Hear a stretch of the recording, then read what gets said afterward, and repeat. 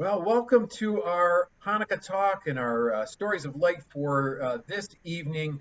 I am really honored to invite into our space for conversation two people who are very connected up with Temple Manual, but also are centrally focused on higher education in their day-to-day professional life, and that is Jose Villalba and Alan Boyette. Why don't I turn to each of you just to do a quick introduction of your professional roles? Jose, go first. Thanks a lot, Rabbi Andy. Good to see you. Hello, my name is Jose Villalba. I use he, him, his pronouns, and I am the Vice President for Diversity and Inclusion at Wake Forest University, as well as a professor of counseling. Thanks a lot, Jose. And Alan, if you would give us a similar introduction. Great. Hello, everyone. I'm Alan Boyette. I'm a political scientist, and I'm also Senior Vice Provost at UNC Greensboro. So my role is a little different than Jose's. In support of the provost, I've brought oversight over academic affairs, student affairs, research and engagement, and a number of specific responsibilities. I won't mention them all, but in particular, academic budget, and basically anything that touches the life of our faculty at the university. Exciting role. I'm honored to have those responsibilities at our public institution.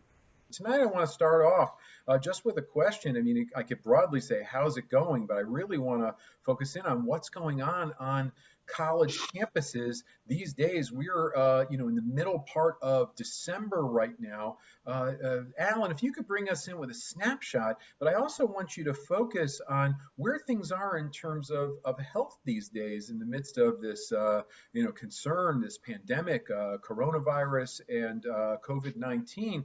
How was last semester, and where are we right now? I'm here in my home office, not really hovering over the UNCG campus, which my virtual background might suggest. But in preparation for this conversation, I just grabbed the working files I have on topics related to COVID handy, right here with me. And I gotta say, doing so was eye-opening to me because I really had not considered the vast number and wide range of leadership topics that are impacted by COVID. It's truly astounding. And there's also this temptation when we talk about this year like no other to make light. And there's a tendency, in fact, to put your head in the sand and hope it just passes real quickly, which is not an option. But this really isn't something that we can make light of. We can enjoy the light of Hanukkah, but not make light of this. The pain and suffering that the triangle, the triad has witnessed, and the world as a whole makes this something that is, for university leadership, as real as it gets. You're probably aware that in the UNC system, we've had at least one student death attributed directly to COVID. Fortunately, it didn't happen in the triad on Jose's campus or mine, but it got all of our attention. And I tell you, it got us focused in a way probably that we have not been before. So this is a truly different time that we're talking about here. I'm delighted we've kept our numbers, really very low for an institution of our size, 20,000 students, and frankly, we've not had major outbreaks. A few things beyond health, though, that are really critical when you talk about student experience through the pandemic. Looking at all these folders I have here, I made notes about just a few things to mention. Accommodating different student learning styles in a virtual environment, real challenge. Recognizing and helping to alleviate personal and family financial conditions. And we know that these stresses have really impacted our students of color and low-income students more so than other students. A myriad of unique issues facing international students. In fact, recently the American Council on Education indicated we may see a 25% decline in international student enrollment next year, a loss of $23 billion in tuition revenue across all of higher education. That's a significant issue we'll have to deal with. With respect to our forthcoming classes of new university students, there's a huge decline in the anticipated number of students leaving high school and going to college. And again, it is disproportionately centered on low income and people of color. Finally, the impact on the total college experience. I know when I was an undergraduate in college, the experience wasn't focused on meeting new friends and talking to faculty through a screen. that's not really what the experience was intended to be, but I think we've done it about as well as we can. And so far, it's been a successful semester. Maybe later we'll talk about looking ahead to what semester next semester might bring. But before we get there, let's turn to Jose just to give us a snapshot of what he's seeing at Wake Forest these days in terms of public health and some of the health considerations. Thanks a lot, Andy. And Alan, thanks for teeing it up the way that you did. I think in so many ways, you focused on students and the student experience, and those are the same challenges that we've had on our campus as well.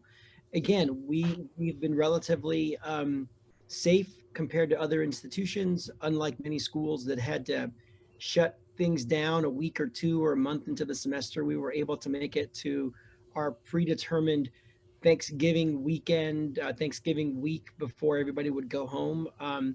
Alan may or may not have mentioned that UNCG is for the most part wrapped up in terms of, exams and papers and grades or whatnot. Our students are actually in their last week of school. They're doing finals as we speak, virtually from home.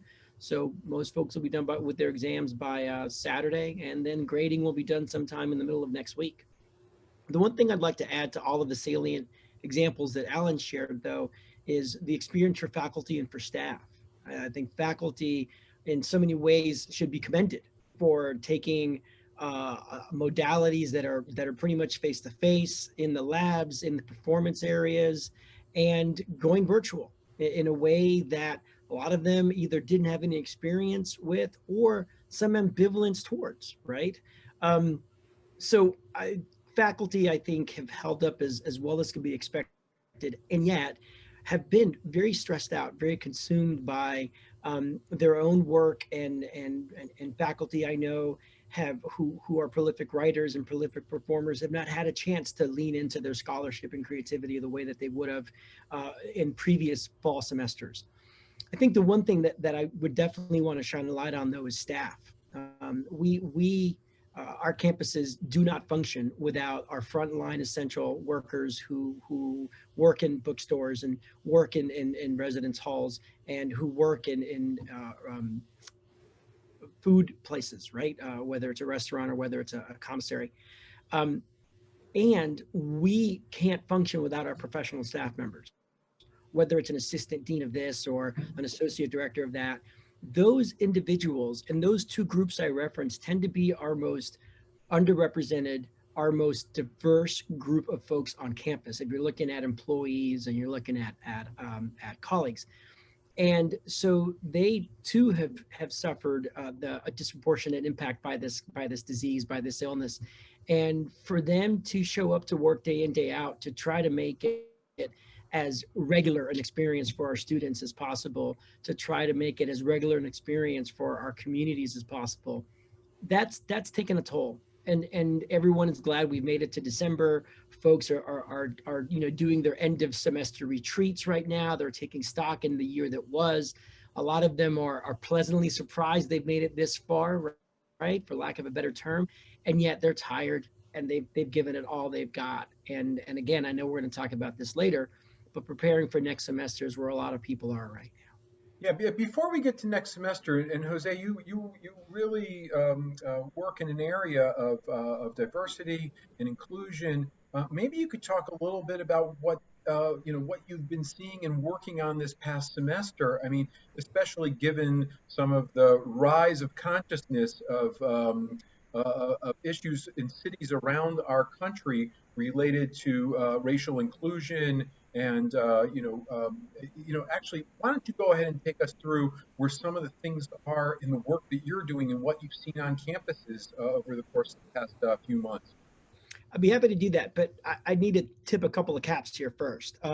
First of all, Alan mentioned that UNCG has also been making sure to support its underrepresented groups of students and those from under-resourced areas. The second thing that I think is important is before I was at Wake, I was at UNCG. And a lot of what I learned about how to make more inclusive and how to create more respectful places, I learned at the G, as sometimes people refer to it, Alan. And so we at Wake have continued to do what a lot of other institutions like UNCG have done, which is to be intentional around how they create spaces and how they elevate the voices of underrepresented students. This semester was already one that a lot of people with my title had circled on the calendar a few years back as they were preparing for what was going to be a contentious election cycle. That's just for better and for worse, frankly. That's the tension that we live in, right? A very tribal, a very us versus them, a very me versus you kind of environment. And so we had started preparing way before COVID for how we were going to deal with conversations on campus, difficult discussions on campus, potential protests on campus, potential demands for different resources on campus. And then COVID happened. And a lot of our institutions were de-densified. That should be a hashtag in and of itself for 2020. And as campuses were de-densified, and as folks who came to campus realized, wow, I really need to stay safe. I really need to worry about Maslow's hierarchy of needs, right? Safety and shelter are the first two, food's in there as well, right? A lot of the things that we had prepared and planned for didn't manifest, right? We didn't have the speak outs that we were anticipating. We didn't have the perhaps protest or walkouts that, again, in any given year, election or no election, are just part of being on a college campus. But what I think is important for members, for people who are watching this video to understand is it doesn't mean that our underrepresented students, our LGBTQ plus students, our international students, our DACA and undocumented students, our veterans, our students with disabilities, it doesn't mean that they had a gung-ho, wonderful, awesome experience. Most of those students continue to worry about family and friends back home. Most of the students continue to particularly in our campus, a campus that is predominantly white, to wonder, well, how do I fit in, right? And frankly, this is a situation that a lot of underrepresented students experience at UNCG. There are still more white kids than there are kids of color. Unless something has happened, Alan, that I have not known, in which case, let me know. I'm coming back. We're getting close, but not close. All right, not quite. But this is how a lot of our underrepresented students feel, right? And so when you're talking about whether you're Muslim or Jewish, or whether you're Latin American, or whether you identify as trans, college campuses can be a pretty difficult place, right? And this year was one where, even though things weren't as outwardly as tense as they could have been in a lot of dorm rooms and in a lot of more private places, I know that students were challenged by whether it was processing the death of George Floyd, the death of Breonna Taylor, and closer to home, the death of John Neville, or whether it was worrying about things back home. It really has been a tough year for folks. Let me piggyback on some things you said there, Jose. Absolutely.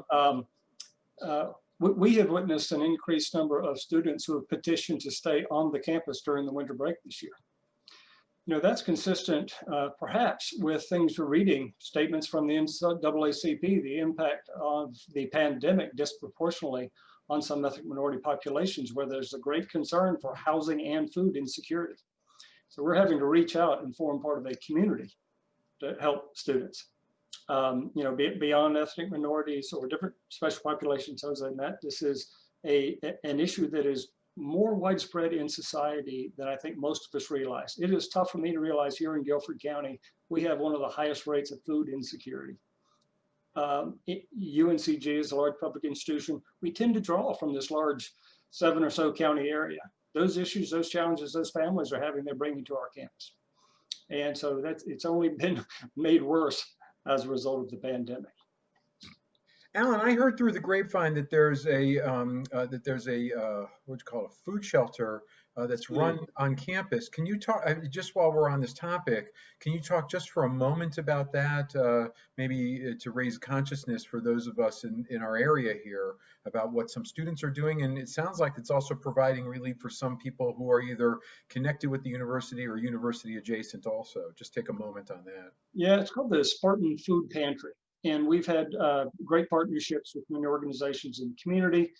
It is student run, but it's operated out of our Division of Student Affairs. I'm glad you had the opportunity to talk about it. I would love for it to be better known, and anyone who wishes to help, I would encourage you to contact the general number for the Division of Student Affairs at UNCG, and they'll connect you as a resource. But we are finding that the demand sometimes exceeds our ability to help meet that need. Yeah, I mean, for those who are looking at particular mitzvah projects out there, or ways to do giving around this time of the year, the food pantry, the Spartan Food Pantry, Spartan obviously being the mascot for UNC Greensboro. This is a very, very good way to focus your tzedakah. Jose, you had raised it before, and I know that we're going to talk about it. So let's take a little bit of a step into what are we looking at? We get through, we live through December, we make our way into January. How are things looking in terms of next semester? Some universities don't start that first week of January. I think many don't. But what are you considering? And then Alan, I think you also are going to talk with us a little bit about that in terms of UNC Greensboro. But Jose, go first. Thanks a lot, Andy. First things first, disclaimers and qualifiers. All of these plans are tentative, are subject to change, are subject to spikes. Every day you open up your phone and you realize that yesterday was the largest number of deaths and hospitalizations in the area. And then, you'll wake up tomorrow morning and that number will be eclipsed by the new one, and so on and so forth. And so I think the first thing to keep in mind is that every institution of higher education is going to make a set of plans. We've got a pretty good sample size, the last 3.5 to 4 months that got us here. By this point, we've contracted with, whether it's service providers or whether it's acknowledging that we might need more mental health counselors, or acknowledging that we might need more technology gurus to help faculty. But we don't know what's coming down the pike next semester, right? And so the plans that we have actually aren't that different from the plans that we had in the fall. We will forego certain days off, right? Whether it's a spring break or whether it's whatever day we're supposed to have off, because we know that sending students home or giving students the chance to go home increases the likelihood that they will bring the virus back to campus, right? And so just like we basically went full tilt with no breaks from the end of August through Thanksgiving week, we will go full tilt from when we start. And it's public record. It's on we have a website called Our Way Forward, where you can keep track of everything that we're about to do. And we've got our community health dashboards up. Our first day, I believe, is the 27th of January. Normally, we would have been into our third week by the 27th of January. This year, it'll be our first. And we're going to basically, again, go through without many breaks or anything like that in between. That's the first thing to keep in mind. The second thing will be testing. We know that testing students for COVID-19 and faculty and staff as well is important to finding out where the clusters are, how big the clusters are, where we might need to put folks in quarantine or isolation. And so we had a pretty, again, it's on our Way Forward website, but we had a pretty good record for our random testing, weekly testing, and we will continue to improve on that program, and we will continue to roll it out next year. I think the last thing to keep in mind is we know that students have wanted more contact. So as grateful as our students were for being on campus, and as grateful as they were for having semesters that included face-to-face classes, hybrid classes, and online classes, and as grateful as they were to be on campus, right? Even though it was a different experience, like Alan mentioned, they were still here and not back home, wherever home might be.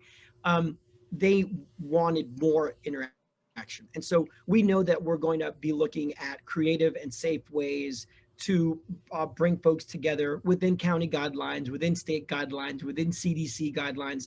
But can we have more engagement with students? The last thing I'll say before I turn it over to Alan is that the term Zoom fatigue will not go away on January 1st. There's so much Zoom fatigue right now. And even students that we've talked to have shared this notion of, look, I get that we might need to have a Zoom program, but don't over program it. We don't want to come to a Zoom program after hours that looks just like a class we walked out of, even if the topic is what I want to hear. We've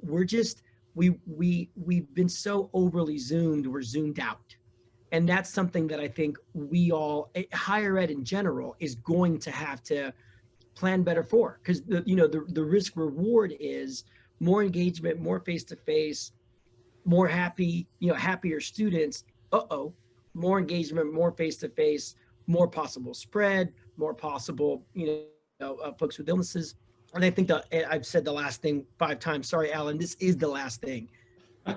The vaccine and how it ends up being incorporated into our campus culture is going to be huge. So I'm going to leave that there. And Alan, as you were. Jose, you started with a qualification. Let me do the same thing while I'm thinking of it. I am speaking to you as a member of the Temple community, not as a spokesperson for UNCG, although certainly I'll draw upon my experience as the senior vice provost there. So I agree with everything you said, Jose, and I think you did a great job talking about the specifics of our public health considerations and student engagement and so much else. So I'm going to talk more generally looking ahead and what we might be thinking about. I mean, this is truly leadership in an era of unpredictability. All right. So one of those unpredictable considerations is which of our pandemic-driven changes will prove to be temporary and which will be permanent. And what other changes will we see? In other words, what are the factors that might reshape the American higher education landscape at Wake Forest, at UNCG, and beyond? We can't completely separate the pandemic and its impacts from other dynamics that we know we were already facing. Okay, so before COVID, higher ed leaders were aware of various competing challenges and opportunities. And I'm going to mention those that come to mind for me right away. Financial pressures facing higher education. I read just yesterday, Fitch and Moody's, both the rating services, credit rating services, released their outlook on higher education. It was not surprising and it was not good. Okay. The explosion in new educational technologies. We're coming to terms with many of those learning how to use them when suddenly we're focused in virtual technologies and others are somewhat put on hold that we need to further develop for the benefit of our students and our faculty. Looming changes in student enrollment demographics. Prior to COVID, we were looking at the impact of changing demographics nationally on enrollment patterns, particularly first-time freshmen. Now we've got sort of a double whammy superimposed on those demographics, the impacts of the pandemic. We have talked about societal dynamics, related issues of justice, civil unrest, diversity, equity, inclusion. Those are further exacerbated by the pandemic. Finally, I'll mention, which Jose addressed briefly, the political divide in this country that for most of us in our lifetimes, it is unprecedented. And it does have a real impact on the nature of what a college campus is like and our ability to take action to address emerging movements. So each of these factors have been in existence, but they've been exacerbated in a significant way by the pandemic. And I believe that how we respond to those, how Jose and his team at Wake, how the folks at UNCG I work with, how we address each of those is going to determine not only what spring looks like, but what higher education looks like in the future. I really appreciate you guys taking us to this point where we could zoom out, and I'm using the word zoom there the way that we did prior to March of this year. But zooming out to see what the larger leadership issues are, because so often those of us outside of higher education, all that we're hearing about is the ways that we kind of rub up against or are concerned about what's going on. You guys live there, and to bring us in with these questions to consider, not only for the students right now, but also for the future of education in our country, this is really, really helpful. I do want to zoom in for the last few moments that we have here. How you holding up? How are your families holding up at this point? I mean, you're growing younger kids right now in the context of your family. And like you said, Alan, if we had 8 nights, we could cover all of these topics in their depth. So I think, if you could just take us in for a moment in terms of how you're holding up in this time. You first, Alan. Oh, sure. Well, look, let me say one thing quickly about my work life, and then I'll turn to my home life. We've talked about all these challenges created by the pandemic. I really believe that there is a camaraderie that's developing among the class of 2020. And by that, I'll say the faculty, the staff, and the students who are all a part of this. Our graduates this year, our seniors, I don't know where they're going, but I think they're going to be okay. And I think that if you make your way through this, you're going to be stronger, you're going to be resilient. And to me, that's a source of light. And that's something I think about almost every day at work. For me at home, you know, COVID has been a major frustration because it's interrupted things that we would like to be doing as a family. We'd like to be at temple more often. We'd like to see family and friends more often. You know what? We're not suffering though with illness. We've got a lot to be grateful for. You know, we truly have first world kinds of problems. So I look to gratitude as the way to get through this. I'll give just a couple of real quick examples. If the pandemic had arrived a bit earlier than it did, we would not have made Rachel's Israel trip in the year for bat mitzvah. We would not have had the bat mitzvah in the way that she wanted to have it. We're grateful we got that done. Some of you know I lost my mother last year. Would not want that to happen anytime. But my God, I'm grateful. Rabbi Gepman was able to come to my house. We could welcome family from far and have a celebration. My mother didn't spend the last months of her life in a group setting, that's where she was, under the threat of an outbreak in that community, which has happened far too much. Barb's parents moved from Florida just before it, and they're up here with us instead of being isolated down in Florida. That list can go on, and that's really what I try to think about to get past every one of my daily worries that really are not that important in the scheme of things, and they're nothing compared to what others are dealing with. Jose, how about you? Very similarly to Alan's, I'll take it backwards. I'll do personal and then I'll end with professional. Jacob was also in his bar mitzvah year. Jacob's bar mitzvah was the penultimate party we could have before the governor's orders started to limit and shut down what was on deck for other kids. I also lost my dad a little over a year ago, and couldn't have imagined what it would have been like to have not had you reach out, Andy, and what it would have been like to have not had a service, right? It has been a tough year. Our kids miss everything from sleepovers to walks and hangouts with friends, and it's important to acknowledge that stinks for them, right? I mean, as trivial and as unimportant as that might sound, if I were 14 or 11 or 9, I too would feel that to my core, right? And yet, working with them and working with Rachel to help us all be more grateful and take stock in the fact that we have been spared any illness in our house. Most of the people that are close family have also dodged those arrows and have not been impacted by it. It's a lot to be thankful for. And also our resilience and perseverance. Again, Alan's word of resilience. We have been okay. We've had to pivot. We've had to change. There was no Jewish summer camp this year. There was no trip to wherever we were supposed to go, but we've made the most of it. And I think that's something to be said. And that has balanced okay with work. I do think there's so much to take from Alan's point. There is a sense of foxhole brother and sisterhood in higher ed this year. Our senior cabinet, our senior leadership team has never gelled in this way. And it is always gelled. But the fact that we've come together the way that we have, right? I mean, we came together because we all respected and we appreciated our work. But Alan, again, I think I can speak for both of our teams. I mean, we've surprised ourselves how we've shown up and when we've shown up and the creativity and the 7 a.m. Zoom calls. There never would have been a 7 a.m. meeting unless it was an emergency, right? And now that's pretty much every other Tuesday, right? And so, or pretty much every Tuesday. But the individual's abilities to be flexible and also the empathy, the understanding that, hey, you know what? I may not be able to make that 7 a.m. meeting because so-and-so needs to do something. There's just been a genuine appreciation for our responsibilities and our expertise in a way that something like a pandemic is probably the only thing, something like a crisis like this is probably the only thing that makes you stop and take stock of your surroundings and your teammates and the folks that you work with and the folks that you work for.